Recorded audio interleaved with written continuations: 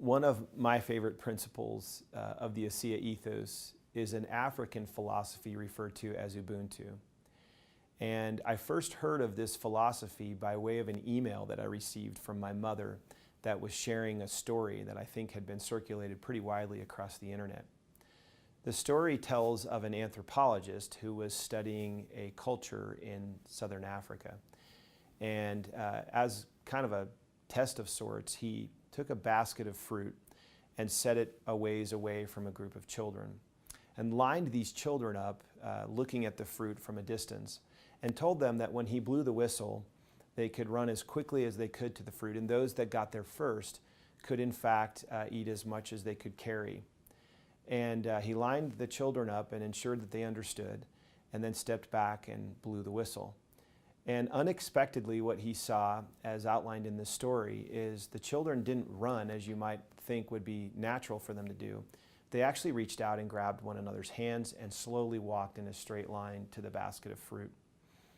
Then they got around the basket, they sat in a circle, and they took one piece of fruit out and took a bite, and each child around the circle took a bite.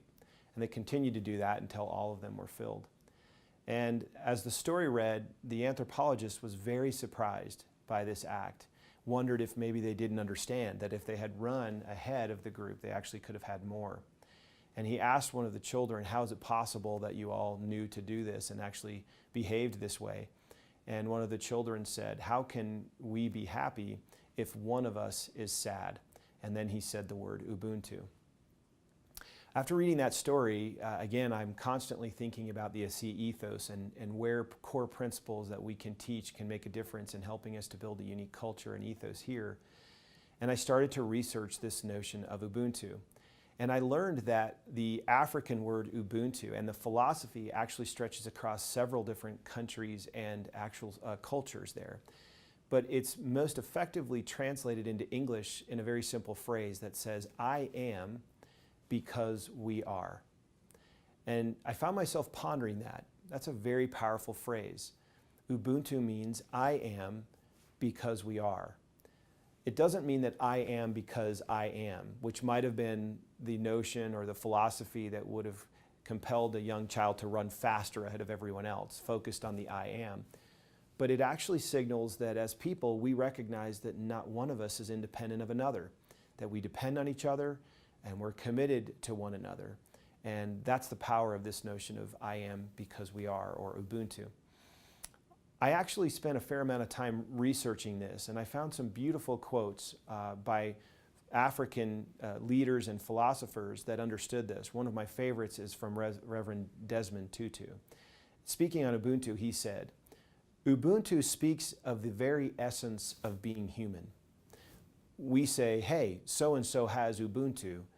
Well, then you are generous, you are hospitable, you are friendly and caring and compassionate. You share what you have. It's to say, my humanity is caught up and is inextricably bound up in yours. We belong in a bundle of life. We say a person is a person through other persons, which is another definition of Ubuntu. Desmond Tutu goes on to say the following, that a person with Ubuntu is open and available to others, affirming of others, and does not feel threatened that others are able and good.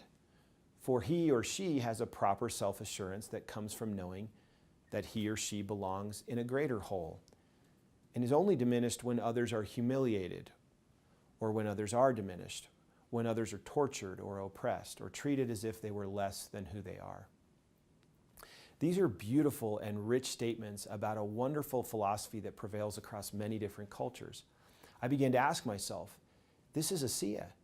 No person at ASEA gets recognized in the absence of the help of others. No person advances in rank without others. In a very real way, at ASEA, any one of you could say, I am only because we are. I'm here because others told me about ASEA. I'm here at Bronze Base Camp because my team members told others about ASEA. I love the notion of thinking that we don't exist as islands independent one from another. We're all interconnected. Our choices, which we sometimes might argue are independent of anyone else, actually have an effect on the whole. And this to me is a beautiful principle, even a truth that should prevail here at ASEA. We should all maintain the attitude of humility, that I am not because I am, but I am because we are. If we maintain that philosophical disposition here at the home office, we'll make decisions with you in mind. We'll recognize that we aren't an island to ourselves, but we have a responsibility to you. It's similarly in the field, if you take that attitude upon yourself, you'll ask yourself at any given moment if what you're doing can affect the whole positively or in some cases negatively. And use that filter of Ubuntu to remind you that I am because we are. That self-same year that I read this story, I shared this philosophical message at convention. And what emerged from that is this notion that I am ASEA. We are ASEA. All of us are part of this great movement at ASEA.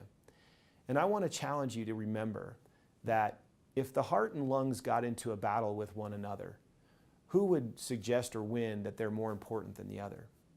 I think we all know that they both depend entirely upon each other for an organism or, frankly, an organization to survive. You in the field are the heart of this company, and we may represent the lungs, but we're both absolutely vital organs in this organization. And if we can maintain this beautiful philosophy of Ubuntu as a core principle of the ASEA ethos, I think we'll all understand that none of us exist in the absence of the others, that I am because we are and you are too. So in summary, remember where Ubuntu fits in the ASEA ethos. I am because we are.